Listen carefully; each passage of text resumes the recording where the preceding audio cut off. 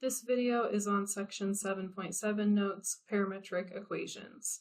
So this is the last section in our applications of trigonometry chapter, and we're talking about parametric equations. Parametric equations are a set of equations which represent a single curve, so just one line, one curve, by expressing the x and y coordinates as a function of a third variable, the parameter, often using t as the variable. The parameter is the independent variable in this case. So normally we're used to x being the independent variable and y being the dependent variable. In this case, t, the parameter, is the independent variable, and x and y are dependent on that. So it's the independent variable in a parametric equation, and it often represents time, which is why they typically use t.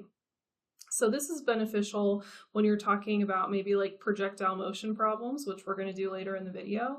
And when you have some sort of projectile, some sort of thing that's being launched or moving through the air, in the past, you would only be able to talk about how far that object was being launched in relationship to time, or how high that object was launched in relationship to time. When you talk about parametric equations, you can look at both of those things at the same time in their relationship to time. You could say how far has it gone and how high was it when it went that far in relationship to the time.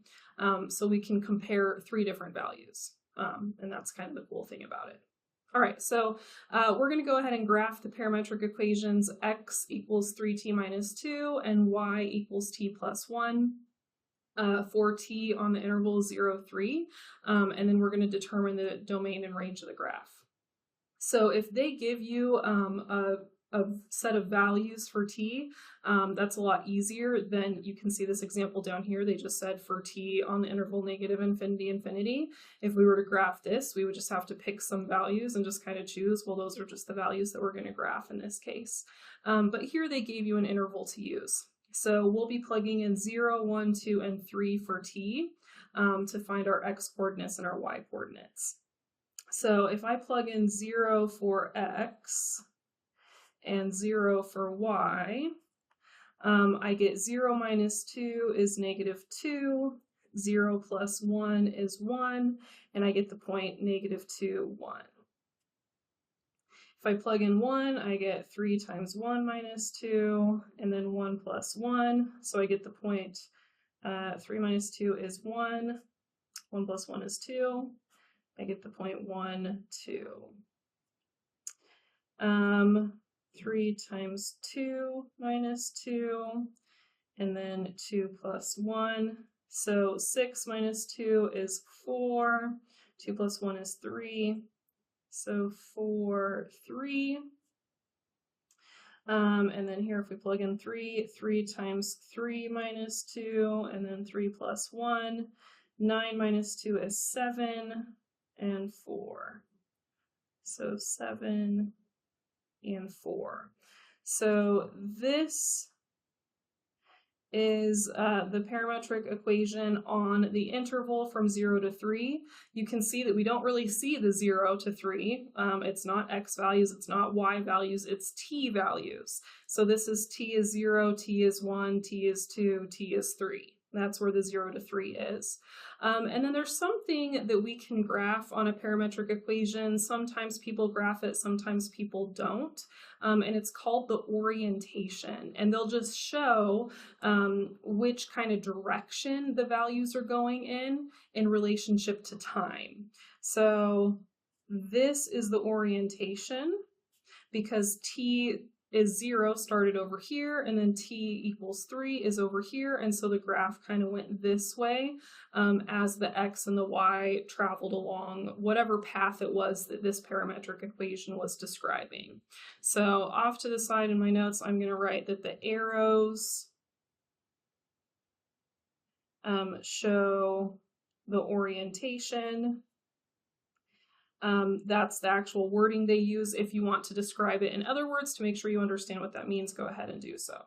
So I'm also going to label t equals 0, t equals 1, t equals 2, t equals 3. Not because I'm always going to do that, but just because these are my notes and I want to make sure that I understand them in the future. All right. So the next thing we're going to try working with is eliminating the parameter.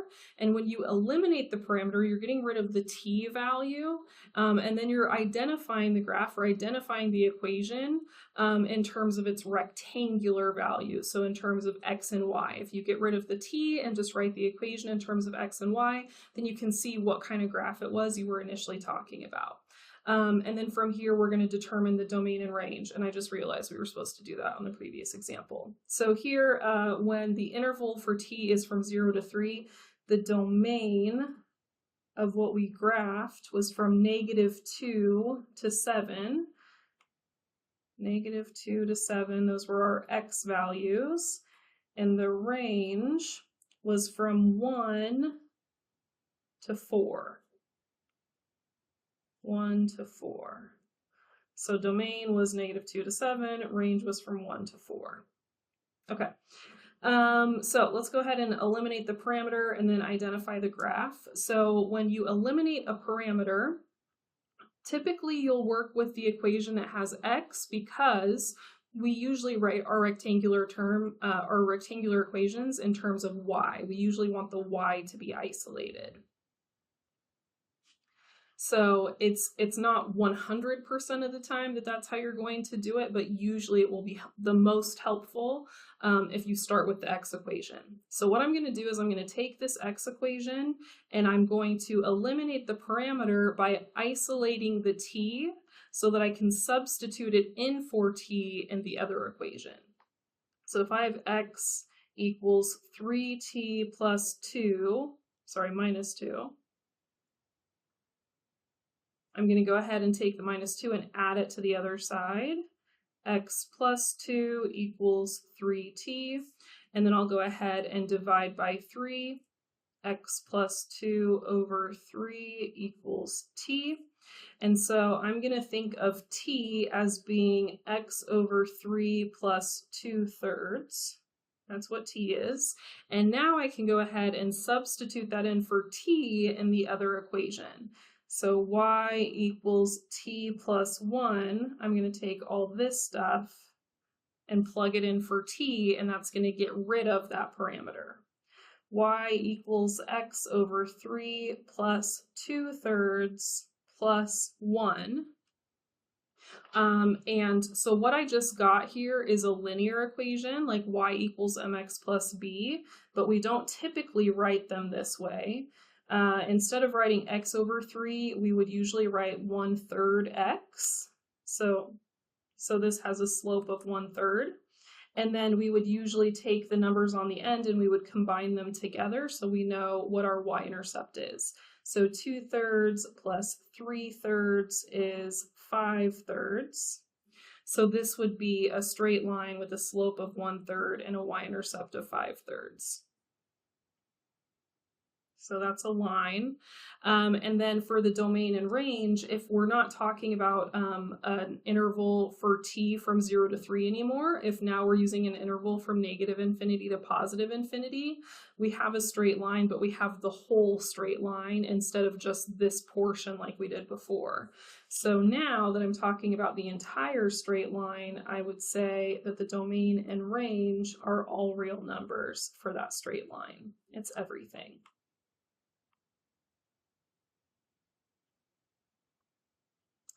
All right, this next problem that we have here is kind of an exception to the rule that I gave you for this one, where I said that we would isolate the t in the x equation and then plug it in for t in the y equation. And that's because we don't recognize this yet, but typically when you have sine or cos, it's going to give you a circle or some conics that we haven't learned about that are called hyperbolas or ellipses. But in this, I think at this point, they're typically just going to be giving you circles. So what this equation is going to be using is it's going to be using our favorite trig identity, sine squared plus cos squared equals 1. And that's how we're going to be able to get rid of the t and have the problem just in terms of x and y. And we're not going to be able to rewrite it and have the y by itself, but we are going to be able to rewrite it and have the x and the y there. And I guess we could rewrite it and have the y by itself, but we just don't need to.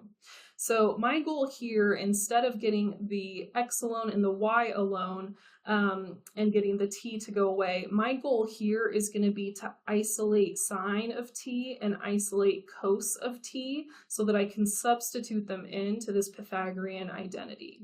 So for this equation, I'm going to have x equals 7 sine t, and I'm going to divide by 7. X over 7 equals sine t. So this is ready to substitute into that formula. And then y equals 7 cos t, and I'll divide the 7 over. And so this is ready to substitute into that piece right there. And remember, when it says sine squared t, what it actually means is that sine t is being squared. And what cos squared t means is that cos is being squared. So I'm going to take the sine out and I'm going to replace it with x over 7. I'm going to take the cos out and I'm going to replace it with y over 7. And then it equals 1. So x over 7 squared would be x over 7 times x over 7. So that's x squared over 49. This would be y squared over 49 equals 1. And we don't recognize this yet, but this is the equation of a circle. It's just a slightly different form than what we're used to working with. But if we don't want this to be in this fraction form, we can just take the entire equation and multiply it by that common denominator that we have between these two terms. So 49 is what we can multiply the equation by to get rid of these denominators. And if I multiply everything by 49, then these 49s are going to cancel, and I just get x squared. When I multiply here, the 49s cancel, and I just get y squared. And then over here, 49 times 1 is 49. So this is the equation of a circle centered at 0, 0 with a radius of 7. So this is a circle centered at 0, 0 with a radius of 7.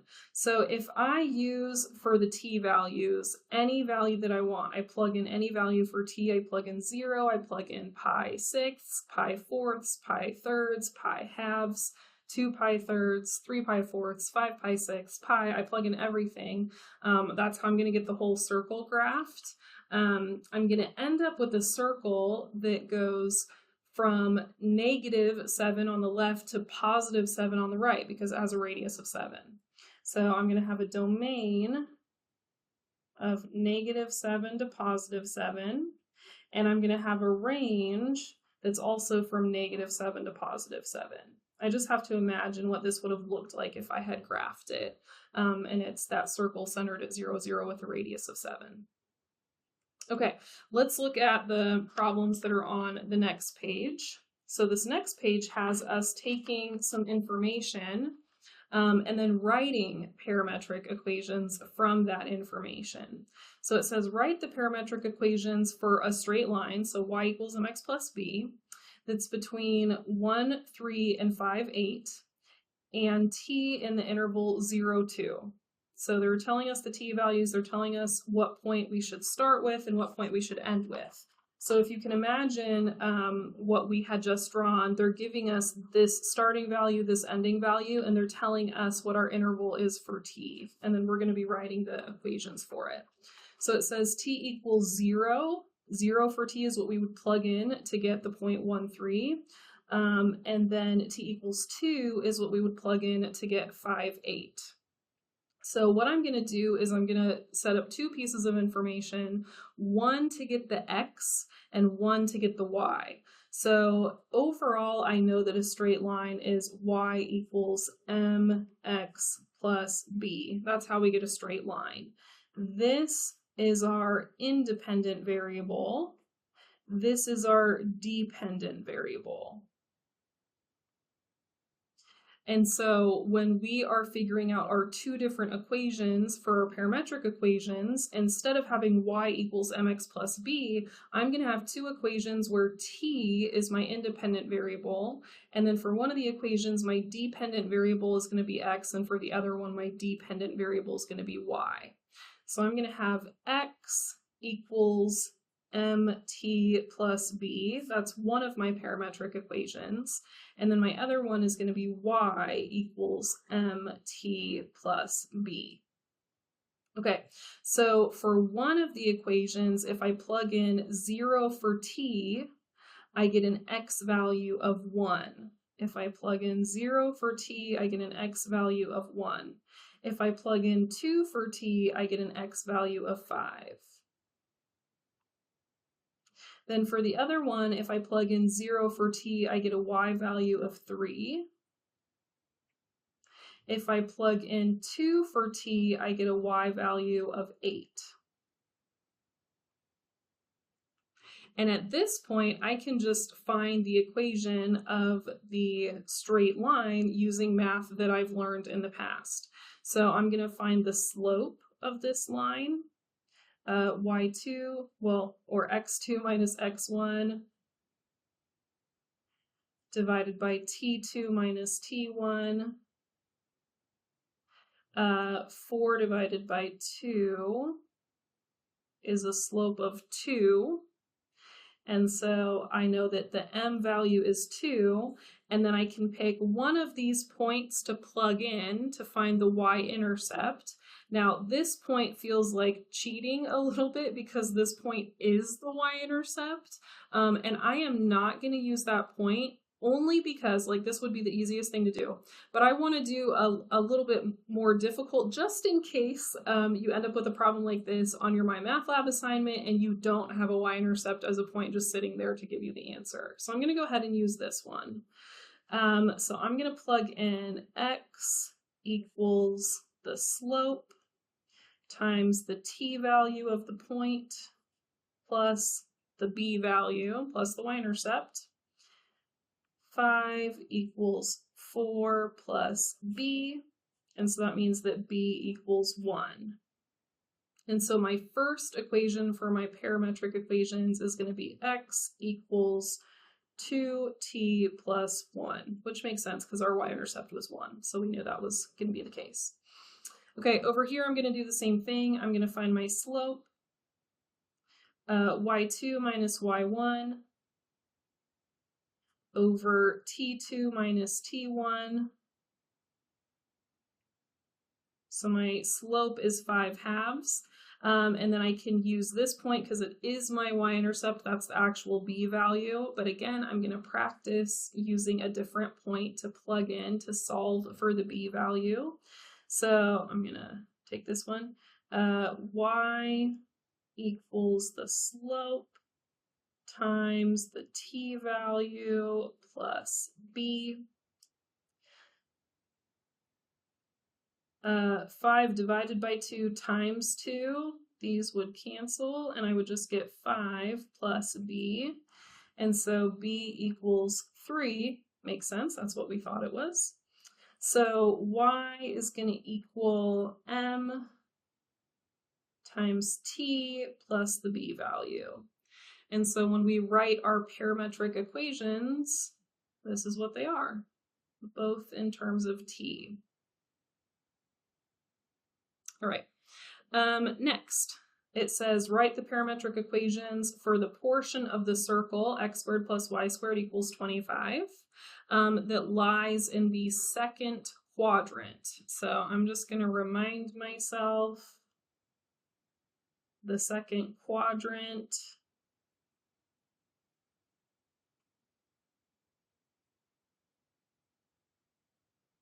Second quadrant is over here.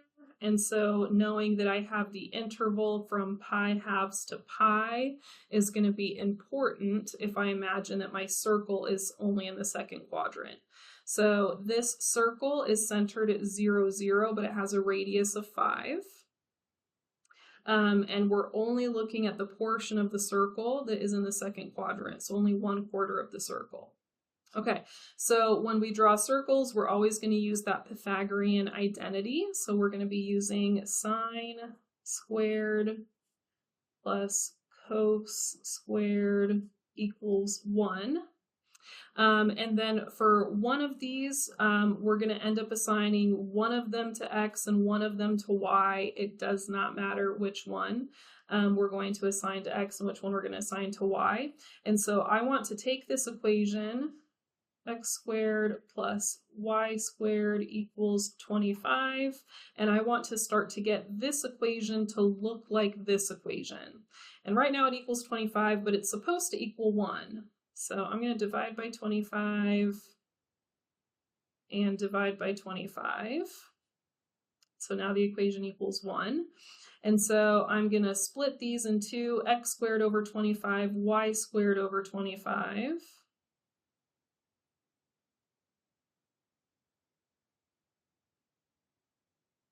Equals 1, so now we're getting a little bit closer. And I need to think about, if I need something to be sine of t, I need to think about what was being squared. And so the thing that was being squared to get x squared over 25, we must have had x over 5 squared.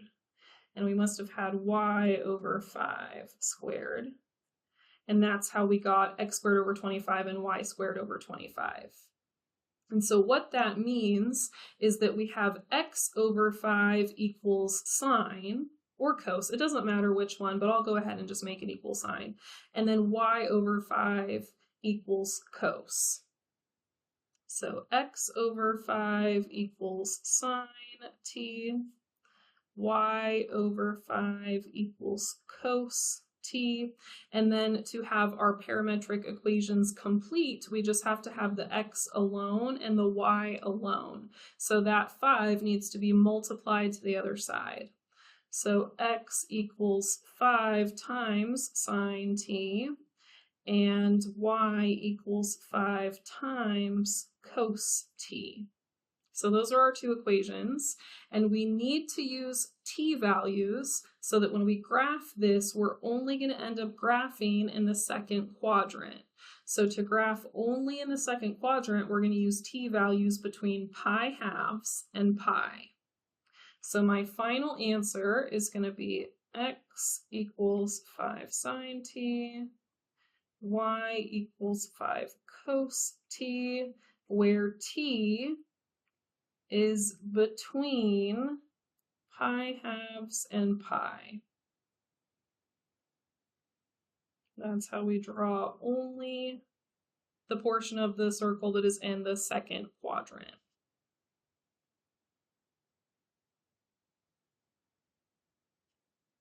All right, our next example ties these parametric equations back to polar equations. So it says, take that polar equation, 1 minus cos theta, and write it as a parametric equation. So what we're going to do is we're going to take our two formulas that we use for converting into rectangular equations. So I'm going to take x equals r cos theta, and y equals r sine theta. And I know that r equals this, and so I'm going to take this and I'm going to plug it into the r. So when I write my parametric equations for polar, I'm not going to have them written in terms of the parameter t for time. I'm going to have them written in terms of the parameter theta for the angle. So it'll be x written in terms of theta, y written in terms of theta, and we'll be getting rid of r so that we have in terms of the parameter theta. So x equals r times cos theta, y equals r times sine theta. And then I could simplify this if I wanted to and distribute the cos, but it doesn't really matter. And if we needed to write this in terms of the parameter t, then we could take the theta out and we could write a t instead. So you could write this and leave it as in terms of theta, or we could say x equals 1 minus cos t times cos t, y equals 1 minus cos t times sine t. So parametric is pretty easy or polar equations are pretty easy to rewrite as parametric equations. Okay, so the last thing we're going to do is what I said, where we're going to look at a projectile motion problem with parametric equations. So first, we're going to look at a specific type of projectile motion. It says if you have x and y in terms of feet and seconds, it would be different if you talked in terms of meters and seconds. The parametric equation for the path of the projectile is x is v sub 0 cos theta times t, and y is negative 16 t squared, this is the coefficient for gravity, plus v sub 0 sine theta t plus h sub 0.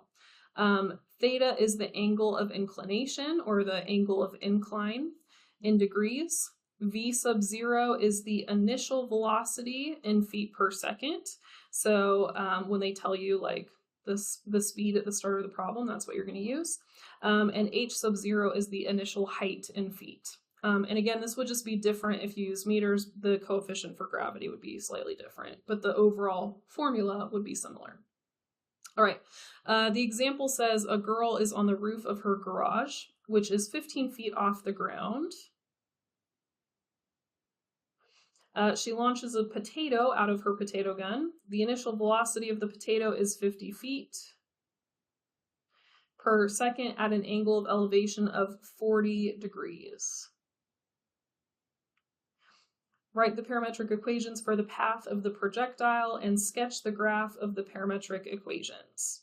So we're going to have x equals the initial velocity, 50, cos theta, cos 40 times t, and then y is negative 16 t squared plus the initial velocity sine 40 times t plus the initial height. Okay, so if you look at the equation for x, you can see this is just some number, some decimal, whatever it's going to be, multiplied by t. And so if we were to graph this equation, we would end up getting something like this. This is the graph for x as a function of t. We would have time along the t-axis, and along the x-axis, we would have the horizontal distance that the projectile is flying. So this is a distance by time graph that x is graphing. This one, you can see it's negative 16t squared, and then there's a t here and then a number. So this is a parabola, it's a quadratic, and it's a quadratic with a negative coefficient. So if we were to graph this one, we would end up with something that looks like this. We would have time along this axis, and then this axis would be the height of the projectile. So if we were to graph them separately, we would have the distance based on the time and the height based on the time. When we graph them together, the time is going to be calculated going along the curve. So we'll see 0 seconds, 1 second, 2 seconds as we follow the curve. And then when we look at the axes, the x-axis will be the distance, the y-axis will be the height. So our graph will be distance according to height. The time will be seen as we look along the curve itself. This was a sketch of y of t. Okay, so what I'm going to do is I'm actually going to take some graph paper because of the types of values that I'm going to have for this problem, and I'm going to use graph paper for this. And we are going to graph this on our graphing calculators to make sure that we are able to graph parametric equations. So if you are doing a problem like this in MyMathLab and you end up with a degree measure that is on the unit circle, then this is something that could be simplified by hand before you plug it into your graphing calculator. You can always plug it in unsimplified, but MyMathLab might expect you to use unit circle values to get exact values for things before you plug them in. 40 degrees is not on the unit circle, so I'm just going to plug this straight into my calculator. So let me go ahead and clear it. I'm going to make sure first that I'm in degrees. And then I also need to make sure that the function that I'm in is in parametric equation mode. So I'm going to go down here and put my function into parametric equations. And then if I hit the y equals screen, now my calculator is asking me for the x and y equation in terms of t. So I'm going to write 50 cos 40, and then when I hit the variable button up here, it's going to put a t instead of an x. And then I'll go down and plug in the second one. So negative 16 t squared plus 50 sine 40 t plus 15. Perfect. Okay, and then what I like to do before I change my window is I like to look at the table just to see what my table values are going to be. So I can see this is my horizontal distance. This is my height off the ground. So if I look over here, I can see the height off the ground is it starts at a height of 15, it goes up in the air, and then it's going to hit the ground somewhere around here. So this potato is only in the ground for a couple seconds, and this tells me about how big my graph is going to need to be. I'm not going to need to graph a lot of points to be able to graph this accurately. I'm just going to have to graph a few points.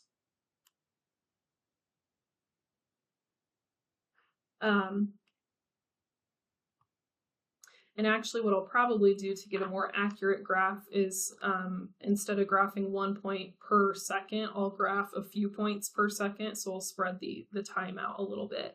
But this is going to tell me how big my graph is going to need to be. So I'm going to change it so my window for x goes to more than 76. And I'm going to change it so my window for y goes to more than 31. So window for x, I'll come back to that in a second. Window for x needs to be more than 76, so I'm going to make that 100. Window for y needs to be more than 30, so I'll make that 50.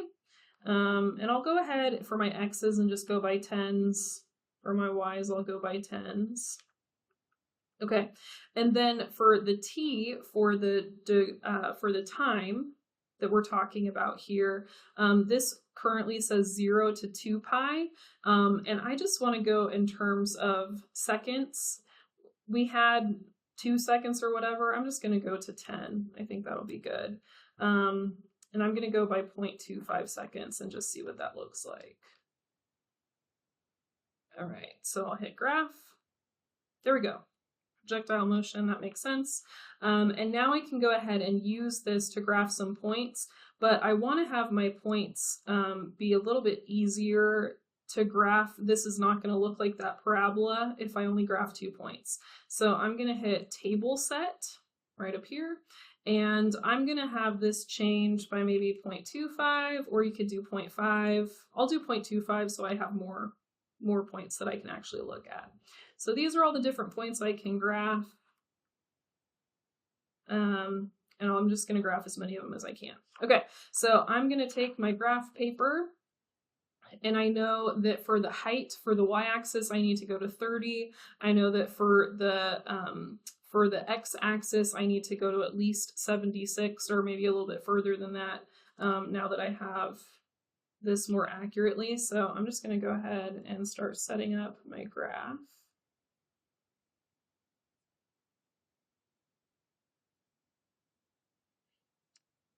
So,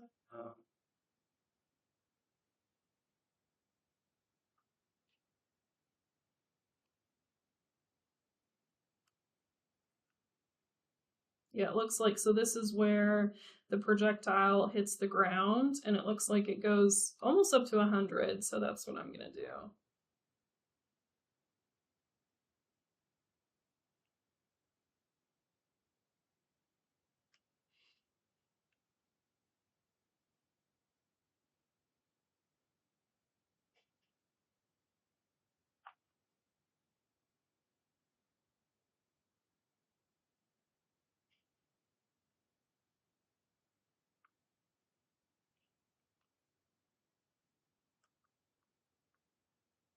Okay, so when time is 0, x is 0, y is 15.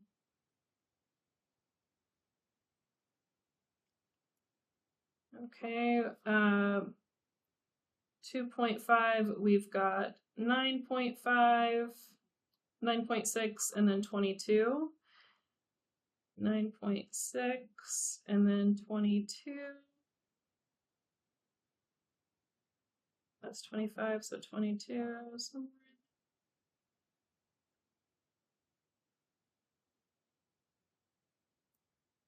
19, 27.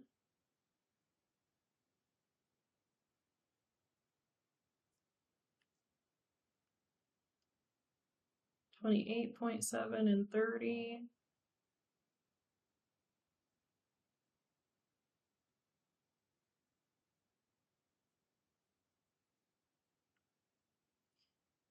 38 and 31.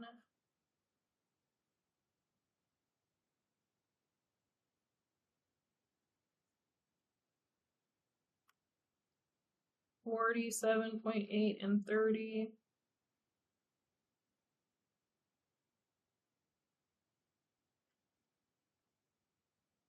57.4 and 27.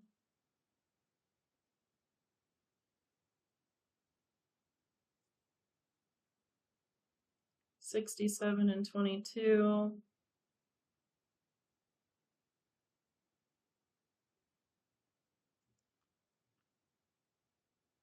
76.6 and 15.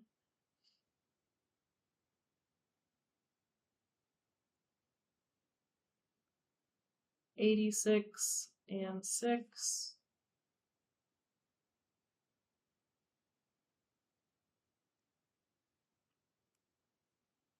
95.7 and -4.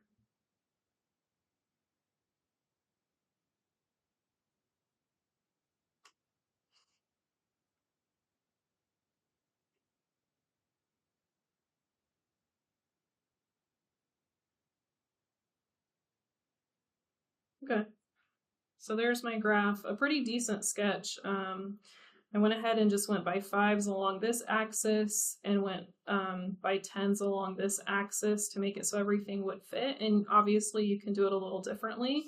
And I've got my orientation is that it goes this way, which makes sense for a projectile. It goes up in the air and comes down. If I wanted to, I could label some of these, right? Like t equals 0, 0.5, wait, 0.25, 0.5, 0.75, this is 1, 0.25, 0.5, 0.75, 2. So you can label your t's along your graph if you want to kind of understand what's going on there. So there's the sketch.